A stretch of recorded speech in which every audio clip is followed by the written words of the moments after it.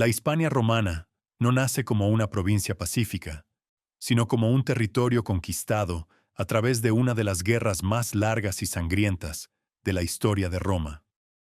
En el siglo III a.C., la península ibérica es un mosaico de pueblos: íberos, celtíberos, lusitanos, tartesios y comunidades costeras vinculadas al comercio fenicio y griego.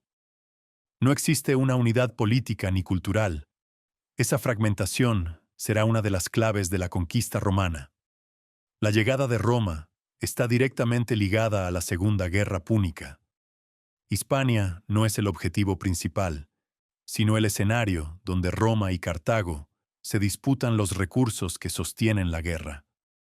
Cartago controla el sur y el este del territorio, explota minas de plata y recluta tropas locales. Cuando Roma derrota a los cartagineses, no abandona la península. Decide quedarse. A partir de ese momento, la guerra deja de ser entre potencias y se convierte en una guerra de dominación. La resistencia indígena es feroz. Los pueblos del interior no aceptan la autoridad romana, ni sus impuestos, ni sus leyes. La guerra adopta formas irregulares: emboscadas, ataques rápidos, retirada al terreno montañoso. Roma responde con campañas sistemáticas, castigos colectivos y destrucción de ciudades. El conflicto se prolonga durante generaciones, desgastando tanto a los conquistados como a los conquistadores. La figura de Viriato simboliza esta etapa. Su liderazgo demuestra que Roma no enfrenta simples tribus, sino sociedades capaces de organizar resistencia prolongada. Su muerte no trae paz inmediata, pero marca el inicio del colapso de la resistencia lusitana. Poco después, la guerra contra Numancia se convierte en el punto de inflexión definitivo. La ciudad resiste durante años hasta que Roma decide no vencerla en combate, sino por hambre. Cuando Numancia cae, el mensaje es claro: no habrá negociación posible. Durante el siglo I a.C., Roma consolida su presencia, dividiendo el territorio en provincias y estableciendo guarniciones permanentes. Sin embargo, la conquista aún no está completa. El norte montañoso permanece fuera del control efectivo hasta las guerras cántabras, ya bajo el mandato de Augusto. Solo entonces, tras casi 200 años de conflictos, Hispania queda completamente sometida. La victoria romana no significa paz inmediata, pero sí el fin de la conquista. A partir de este momento, comienza un proceso distinto, más lento y profundo: la transformación del territorio conquistado en parte integral del mundo romano. Tras el final de las grandes guerras de conquista, Hispania entra en una fase completamente distinta. Roma ya no necesita imponer su dominio solo por la fuerza. Ahora busca transformar el territorio para que funcione como parte estable del imperio. Este proceso, conocido como romanización, no ocurre de un día para otro, pero acaba siendo profundo y duradero. No se trata solo de cambiar gobernantes, sino de modificar la forma de vivir, producir, comerciar y pensar. Roma introduce una red administrativa sólida. El territorio se organiza en provincias con capitales bien definidas. Aparecen gobernadores, magistrados, censos y tribunales. El derecho romano se convierte en la base legal, primero para los ciudadanos romanos y más tarde para una parte creciente de la población local. Obtener la ciudadanía deja de ser excepcional y pasa a ser un incentivo político y social. La infraestructura es clave. Se construyen calzadas que conectan Hispania con la Galia y con los principales puertos del Mediterráneo. Estas vías no solo sirven para mover tropas, sino también mercancías, información y cultura. Surgen ciudades planificadas al estilo romano, con foros, termas, teatros y acueductos. Tarraco, Córdoba, Emérita Augusta o Italica se convierten en centros administrativos, económicos y culturales de primer orden. La economía se integra plenamente en el sistema imperial.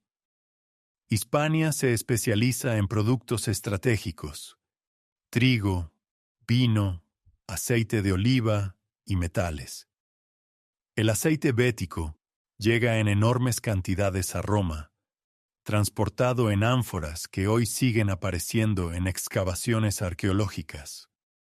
Las minas de plata y cobre continúan explotándose de forma intensiva. Grandes latifundios, trabajados en buena parte por esclavos, producen para el mercado imperial, no solo para el consumo local. Las élites indígenas adoptan rápidamente las costumbres romanas. Hablan latín, visten a la romana, envían a sus hijos a formarse en retórica y derecho. Esta integración no es forzada en todos los casos. Es una vía de ascenso social. Hispania deja de ser una periferia atrasada y se convierte en una de las regiones más prósperas y estables del occidente romano. El grado de integración es tan alto que Hispania produce figuras clave del imperio. De aquí proceden emperadores como Trajano y Adriano, nacidos en Itálica, y más tarde Teodosio. También surgen escritores, juristas y administradores influyentes. Este hecho demuestra que Hispania ya no es una tierra conquistada, sino una parte activa del poder romano. Durante los siglos I y II después de Cristo, Hispania vive su momento de máximo esplendor. La paz relativa, la prosperidad económica y la estabilidad política permiten un desarrollo sostenido. Incluso cuando otras regiones del imperio sufren tensiones, Hispania permanece relativamente tranquila. Sin embargo, este equilibrio depende de la fuerza general de Roma. Cuando esa fuerza empiece a debilitarse, las consecuencias también alcanzarán a la península. A partir del siglo III después de Cristo, la Hispania romana empieza a sentir un cambio que no es inmediato, pero sí profundo. No llega como una invasión repentina, ni como una derrota espectacular, sino como una erosión lenta del sistema que durante siglos había garantizado estabilidad. El Imperio Romano entra en una crisis estructural y Hispania, aunque periférica y relativamente segura, no queda al margen. El primer síntoma es económico. El comercio a larga distancia se reduce, las rutas dejan de ser seguras y el Estado ya no puede sostener el mismo nivel de gasto. Las ciudades, que habían sido el motor de la romanización, comienzan a perder población y actividad. Los foros se vacían, los edificios públicos dejan de mantenerse, y muchas élites locales prefieren retirarse a grandes propiedades rurales. La vida urbana retrocede, y con ella el tejido social que sostenía la administración romana. La presión fiscal aumenta. El Estado necesita recursos para mantener ejércitos cada vez más numerosos y costosos, pero la base productiva se debilita. Los pequeños propietarios desaparecen, absorbidos por latifundios o arruinados por impuestos. La economía se ruraliza. La moneda pierde valor y el trueque vuelve a ser común en muchas regiones. Hispania sigue siendo productiva, pero ya no integrada de forma eficiente en un mercado imperial sólido. En paralelo, la crisis política del imperio se intensifica. Emperadores se suceden rápidamente, muchos de ellos proclamados por ejércitos fronterizos. La autoridad central se fragmenta. Aunque Hispania no es una frontera directa, depende de un sistema que ya no funciona de manera coherente. Las órdenes llegan tarde o no llegan. La administración provincial se debilita y la corrupción aumenta, no como excepción, sino como mecanismo de supervivencia. El ejército romano cambia de naturaleza. Cada vez más reclutas proceden de pueblos germánicos, federados o mercenarios.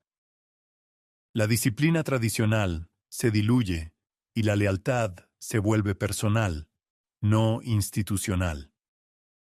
Cuando el imperio necesita defender sus fronteras principales, el Rin y el Danubio, Hispania queda en segundo plano. Ya no hay legiones suficientes para garantizar el orden interno si algo falla. Durante el siglo IV, el cristianismo se consolida definitivamente. Hispania se cristianiza con rapidez, y la Iglesia comienza a ocupar espacios que antes pertenecían al Estado romano. Los obispos ganan autoridad social y política. En muchas ciudades, son ellos quienes organizan la ayuda, median en conflictos y mantienen una mínima cohesión. Esto no significa estabilidad, sino sustitución progresiva del poder romano por nuevas estructuras. El colapso final llega en el siglo V. En el año 409, pueblos germánicos, vándalos, suevos y alanos, cruzan los Pirineos casi sin resistencia efectiva. No entran como invasores derrotando legiones, sino como grupos que avanzan por un territorio que ya no puede defenderse. La administración romana prácticamente desaparece. No hay capacidad de respuesta coordinada. Cada región reacciona como puede. Hispania se fragmenta. Los suevos se establecen en el noroeste, los vándalos y alanos ocupan otras zonas, y más tarde los visigodos, enviados inicialmente como aliados de Roma, terminan imponiéndose como nueva autoridad. El Imperio Romano aún existe formalmente, pero en la península su poder es solo nominal. Las instituciones romanas dejan de funcionar. Los impuestos imperiales no se recaudan, y las leyes romanas se aplican de manera parcial o simbólica. La Hispania romana no cae de un día para otro, se disuelve. Sus ciudades no son destruidas masivamente, pero se transforman. Sus leyes no desaparecen, pero se mezclan con costumbres germánicas. Su lengua no muere, pero evoluciona. El latín vulgar hablado en Hispania será la base de las lenguas romances peninsulares. El derecho romano sobrevivirá en códigos visigodos.